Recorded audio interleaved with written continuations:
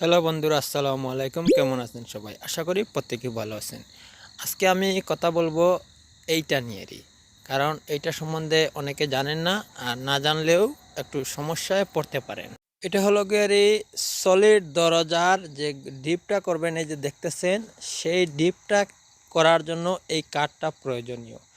এই কাঠটা আগে ঠিক মিডিলে ছিদ্র করে নেবেন, আর এক সাইডে এরকম কাটা দিয়ে দিবেন, যাতে মেশিনটা এইভাবে উপরে যখন বসবে তখন কিন্তু ধুলাবালুগুলো বের হতে পারে না। সেই জন্য ওদিকে কাটা দিয়ে দিলে সব ধুলাবালু বাইরের দিকে চলে যাবে। আর এখানে যে দুইটা নাট দেখতেছেন, এগুলো হচ্ছে গিয়ে যে দরজার হ্যাজবলের যে নাটগুলো, এগুলো এক্সট্রা থাকে সবসময়।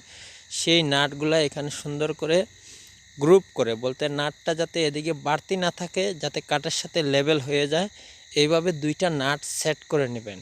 তো সেট এমনিতেই করতে পারবেন না, সেটটা করতে হলে আপনি আগে আপনার মেশিনটাকে এর উপরে বসাতে হবে। বসিয়ে তারপরে এই যে গোল যে ছিদ্রর দাগটা দিবেন, নাট যেই জায়গায় পড়বে আপনার মেশিনের ছিদ্রয় সেই জায়গায় আপনি ডিল দিয়েই ছিদ্র করে নেবেন।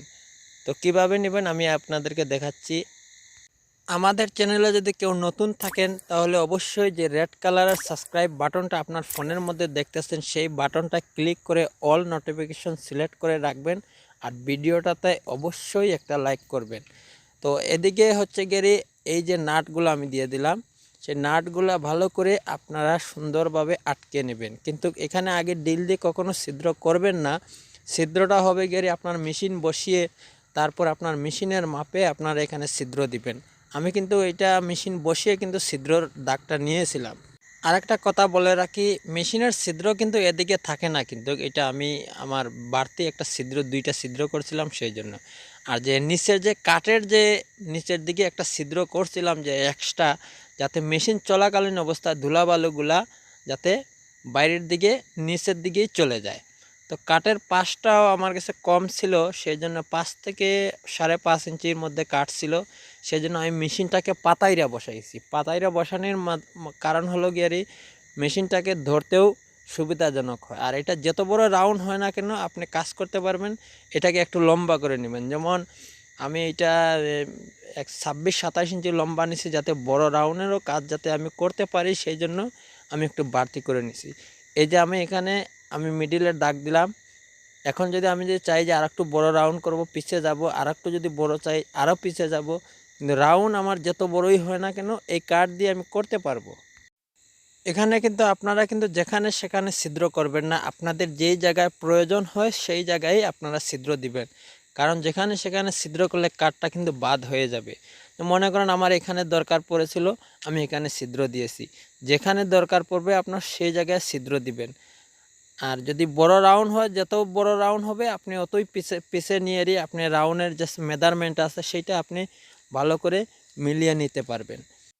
এটা কিন্তু আপনারা আমার মনে হয় সবাই বুঝতেছেন না। কারণ বুঝতেছেন না কেন, যদি প্রথম পার্ট ভিডিও যদি আপনারা না দেখেন তাহলে বুঝতে পারবেন না। এটা প্রথম পার্ট ভিডিও আপনাদের সামনে কিছুক্ষণ পরেই শো করবে, সেই ভিডিওর উপরে ক্লিক করবেন, ক্লিক করে প্রথম পার্ট দেখে নেবেন। আর যারা প্রথম পার্ট দেখেছেন তো তাদেরকেও এই পার্ট দেখলেই তারা পুরোপুরি বুঝে নেবেন। তো এখন আমরা চলুন একটু কাজ করে দেখে আসি কি অবস্থা।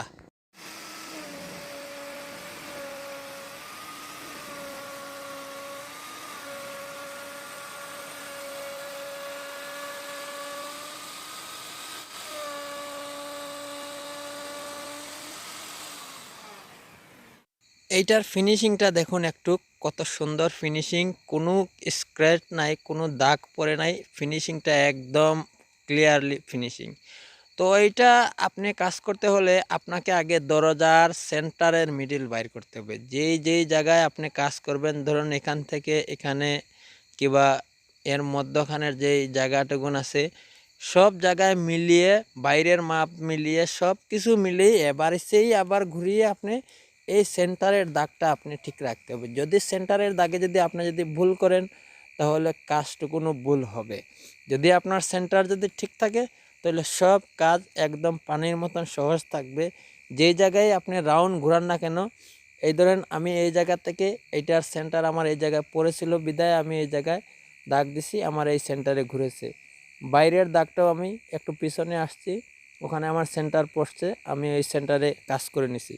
চ্যানেলে যদি কেউ নতুন হয়ে থাকেন তো অবশ্যই চ্যানেলে সাবস্ক্রাইব করে আমাদের সাথেই থাকবেন, আর ভিডিওতে অবশ্যই একটা লাইক দিবেন এইরকম ভিডিও পাওয়ার জন্য। আসসালামু আলাইকুম।